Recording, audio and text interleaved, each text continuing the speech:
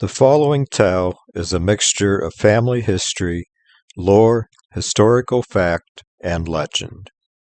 The Road to Kinzua, Story 62.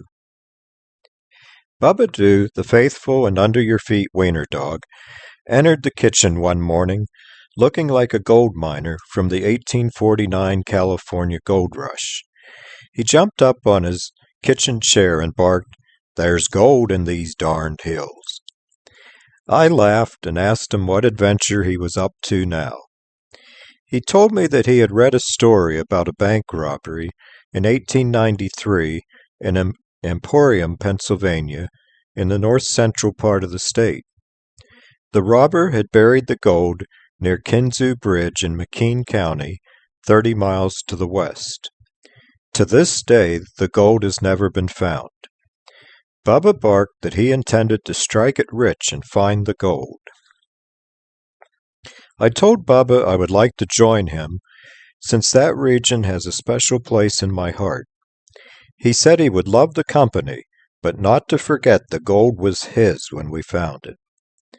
I packed us some lunch for the 150-mile journey from home to the part of the state where my mom was born and raised. I was soon sitting in Bubba's new electric car, the Volkswagen, and while he drove, I told him some of my family history. My mom was born June 20th, 1924, in Bradford, McKean County, Pennsylvania, the daughter of Thomas Sheehan and Ruth McAlpine Sheehan. She had a twin brother, Don, an older brother, Roy, and a younger brother, Tom. Mom always laughed and said it was unfair that she was a girl, since she longed to play baseball, climb trees, and do everything boys could, but that a girl at that time couldn't. She loved to tell the story of the time two of her brothers were wrestling around upstairs, and one of their legs came through the dining room ceiling. I told Bubba how once my mom got mad at her mother, ran into her bedroom and slammed the door. After a few minutes, my mom felt guilty and wanted to apologize, except when she slammed the door, it became stuck. Humbly, she had to call for her mother to come and free her. I told Bubba that on hot summer nights, when my dad was working overtime at the Cooper Bessemer in Grove City, Mom would sit with my two brothers and me on the swing outside and tell stories of growing up. She remembered that after Pearl Harbor, when the air raid sirens went off, her family would pull shut the blackout curtains and sit under the dining room table talking until it was over. And she recalled the stormy, rainy night of December 29th, 1931, when her father came home from the hospital, telling her and her brothers that they had a baby brother, Tom. Sometimes my brothers and I would catch lightning bugs, play hide and seek using the old cigar tree as home base, or we would lay in the grass watching shooting stars overhead while Mom softly sung the old Irish songs that she loved. And often, on those long-ago magical nights, Mom would talk about a little town, Kinzua, where her grandpa and grandma McAlpine lived. At this, Bubba's ears shot straight up. He barked that maybe they had found the gold and hidden it. I laughed and said I wished that had been so.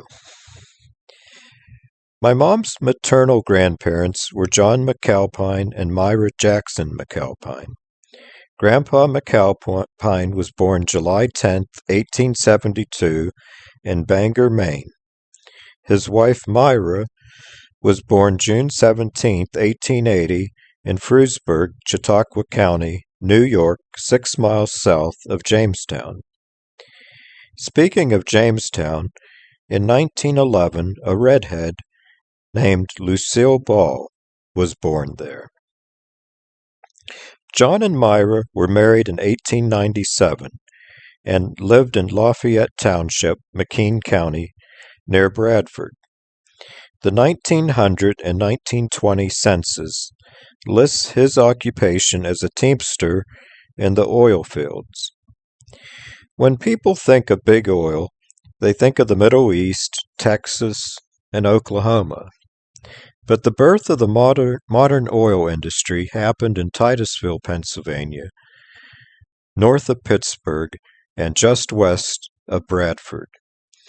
The oil industry dominated the entire region for years. It was probably why John McAlpine came to the area. One history I read stated that the Bradford, Pennsylvania oil fields produced 50,000 barrels of oil daily. Just 6 miles east of Titusville was a city called Pithole. Its growth appeared seemingly overnight, and the city would have the third busiest post office in the state behind only Pittsburgh and Philadelphia.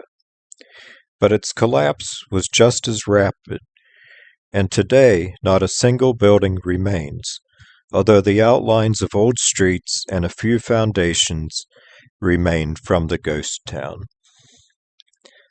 One newspaper account has the McAlpines living in Kinzua since the 1910s.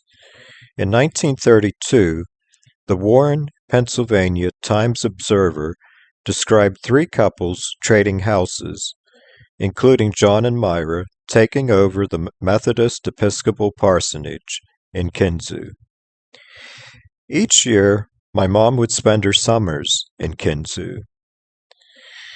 Myra McAlpine passed away in 1940 and was buried in Kinzua Cemetery. In 1946, my mom's parents, Thomas and Ruth Sheehan, bought a farm near Stam Road and Keister House Road, near the old stone house outside Slippery Rock. Her grandfather McAlpine moved down with them. I told Bubba that in the summer of 1946, my dad pulled into an old gas station on Route 8, possibly Barker's, near Ralston Road. He spotted a pretty young lady and her mother sitting in the back seat. He asked the young woman out, and soon the two were dating, and on August 18, 1946, got engaged.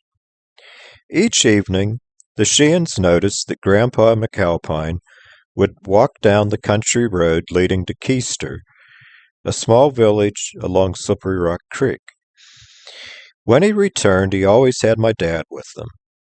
It turned out my dad carried a small flask of whiskey, and each evening Grandpa McAlpine would meet him halfway for a little liquid encouragement. My mom's mother was unhappy in Slippery Rock, and soon they and Grandpa McAlpine moved back to Bradford. My mom and dad hitchhiked through a snowstorm and got married by the Justice of the Peace in Grove City on February 7, 1947. Later that summer, Grandpa McAlpine passed away at age 75 and was buried beside his wife in Kinzua. By now, Bubba and I had arrived at the Kinzua Dam. I hoisted him up on my shoulder, put a quarter in the tourist binoculars, and pointed to a spot in the middle of the reservoir where the town of Kinzua now sits under 100 feet of water. I explained to him that the dam holds back the waters of the Allegheny River. For years, the towns and villages along the river suffered from devastating floods, all the way down to and including Pittsburgh. After a particularly devastating flood, near St. Patrick's Day 1936, the United States Congress passed the Flood Control Act of 1936, and 2 years later, a similar act in 1938. Authorizing the construction of a series of dams on the rivers leading to Pittsburgh. When it came to the dam at Kinzua, there was a problem. As white settlers pushed the native Indian tribes out of their homes, the Treaty of Canandaigua was signed by President George Washington, promising the Senecas over 10,000 acres of farmland along the Allegheny River for eternity. Now the U.S. Army Corps of Engineers needed that land for the dam and reservoir that would fill behind it.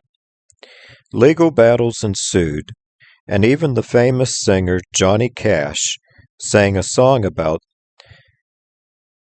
the fight called "As Long as the Grass Grows." Despite a personal plea to President John F. Kennedy, the Seneca were again forced to give up their land and move, and construction continued on Kinzua Dam. The town of Kinzua was razed to the ground.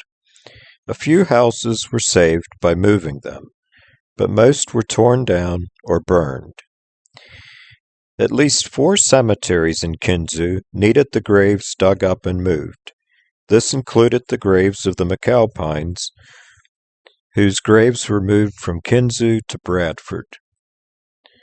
I told Bubba that my folks remembered driving up to Kinzua to watch the dam's construction, and they told of large black drapes hung around the cemeteries while the graves were dug up. I told Bubba that one of the first trips my parents took me as a baby was to visit my mom's cousin Marjorie McAlpine near Port Allegheny, near Kinzua Dam. By now it was late afternoon, and I told Bubba the search for gold would have to wait until tomorrow. I had rented a cabin at Willow Creek Cabins outside Bradford for the night. I hope this finds you safe, healthy, and sane, and please beware of wiener dogs in search of gold. This story will be continued.